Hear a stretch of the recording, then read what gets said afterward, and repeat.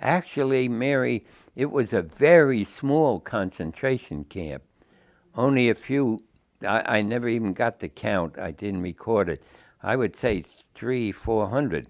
Not like Buchenwald and the big ones with thousands. It, the, the fifth, starting at the 5 pictures from the end, they're from a big concentration camp where I went over to get some supplies and I took some pictures. But this was the one we see. Well, as soon as the Germans knew they were beat and Germany surrendered, the German guards at the camps all beat it or changed their clothes and to civilians because they didn't want us to get them, So when we got there, as bad, as skinny as those people were, that took months and months and months. But the last few weeks must have been horrible to them because there was no real order in the camp. What we did was bring order to the camp and get it organized. The Army sent us the portable showers because all the men were full of lice. And I had some people went down to the town and forced all the German ladies out at gunpoint and up to the camp to take out all of the bedding equipment in all the barracks and scrub the barracks down and disinfect them and fumigate the bedding and everything before it went back in.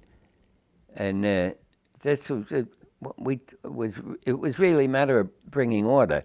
The prisoners couldn't eat. We had mess companies come and feed them, but just soup, liquid soup, no food. If that food went in those skeletons, it would have killed them. You see, so then, but the good or bad part of it was Patton's never left. Only left me there about 3 or 4 days. I remember a particular incident.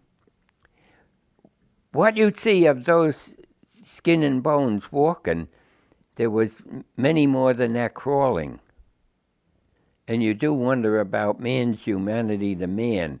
But as the war went on, the camp got worse and worse because the Germans didn't pay any attention to the camp.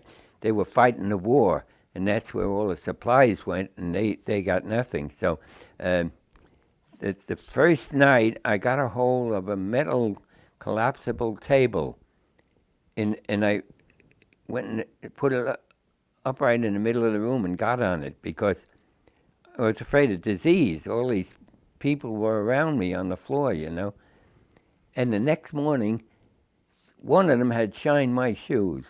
He didn't have enough strength to stand up, and whoever it was, and he shined my shoes. And the worst part of the whole thing was, or good part, I only stayed there 3 or 4 days. And then the Army was going to get me back to the coast and get me discharged. I had too many points. What was your reaction when you first walked into the camp? Oh, the one main thing is that the Austrian people denied that the camp was up in the hills, right, in their town. And you could smell the camp for 10 miles. Well, my first reaction was horror because they had a room there where there were still the bodies were in there and the bones. And we got a flatbed German farm trailer, horse-driven, and made the Germans load all the bodies, dead bodies and bones on it, and take them to the other side of the river. We call it the Ebensee River, but that's not the name of it. And on the other side of the river, the way I understand it, we had German men digging individual graves for the bodies, and